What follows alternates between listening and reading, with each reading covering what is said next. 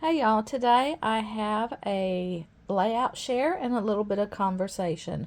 So at a previous stamp and scrapbook expo, there's usually this keep it simple set up there, and they have some great paper line collections, and I'm hoping they're going to be there next month at the expo again.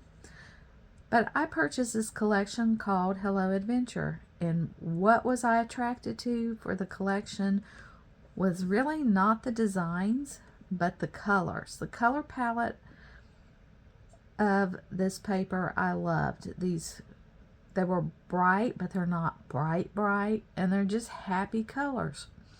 So it wasn't necessarily the theme, but more of the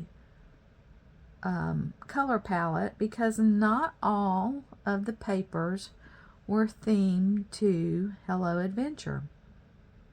Like you have these stars, you have these polka dots, arrows, there are some trees, and there's this little camp paper and some little camp things hanging up on a line, but you always have the B-side. So not only did I purchase the collection, I purchased like the accessory for it, which was called the flip side packs, which have all these beautiful colors in it. And here is a image of all the papers that came in the collection. And this is very nice paper. This collection in particular is like Cartabella paper. It has that texture, it has that thickness. Now, I don't think all of their collections are that. Some, I think, have a little bit of shine to it. I think some of their newer ones have some shine to it. So if you're interested in purchasing from this company online, just be aware of that all their paper textures are not the same. So let's talk about purging for a second. I am not a big purger. I have a hard time letting scrapbooking product go. I mean, it's got to be old for me to let it go. So, if I had bought this collection and went through it and got rid of some of the papers that I didn't think that I would use. Now, this is just an example, because I do like the B side of this paper that I'm going to talk about, but say I didn't, say it was some other theme, is this sheet of paper here. I think it's an adorable piece of paper. When I purchased this paper, did I have any photos that would have gone with it? I have some camping photos, but not necessarily that would go with this theme, this mood and feel of this paper, because it is, to me, it's more juvenile. It's the bright colors. These, to me, they're little people in costumes, animal costumes, so it makes me think of children. I think that these are kids in little costumes. So would I have necessarily kept this paper if I didn't have a need for it, if I purged it because I didn't have a need for this paper? My fear is, not my fear, but my thoughts are, well, one day I might have a need for this paper. Even though it seems totally out of the question when I bought it, who knows what the future holds? And guess what? I had a need for this paper.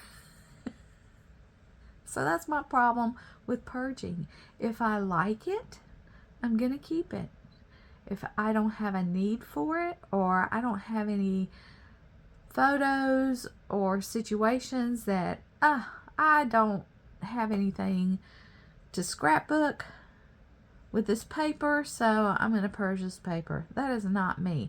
Now, if I got this paper and in a collection pack and I absolutely disliked it, I would hang on to it for matting purposes, like a thin mat, until I was done with the collection, and then it would either go junk journal, or if I totally did not like it, it'd go bye-bye.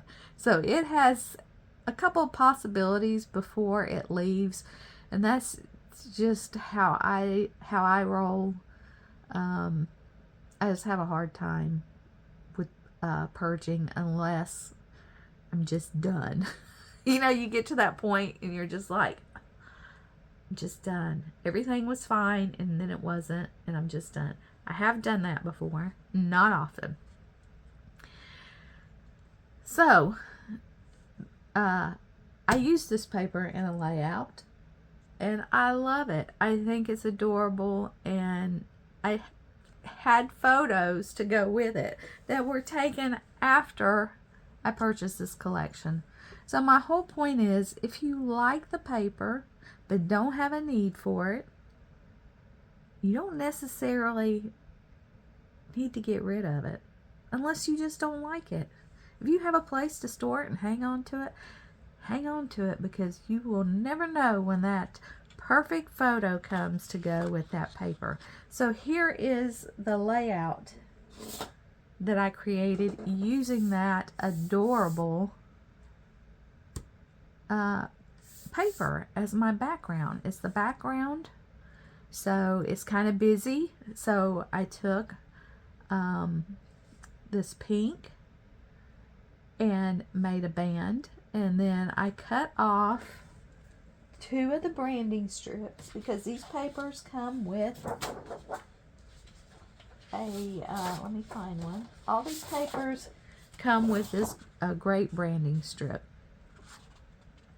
and since there's 2 papers in the collection, I got the 2 purple with the teal polka dots and used that as a border between this pink and this busy paper.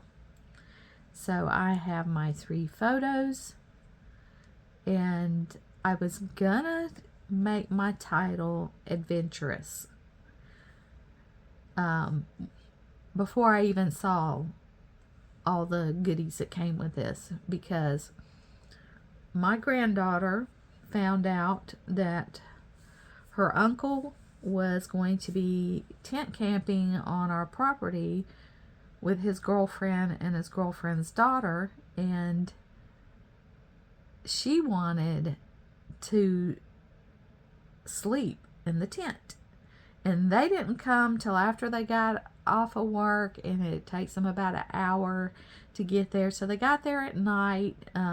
It was still kind of chilly weather, so they set up a campfire, and as soon as my granddaughter found out that her little friend was going to be there, she informed her parents that she was going to go sleep in the tent with her friend, and grabbed her sleeping bag and a flashlight and headed out the door because she was going to go.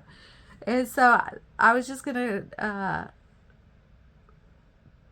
call this adventurous, but it did have this little adventurous in nature here as one of the die cuts, so I put it up here.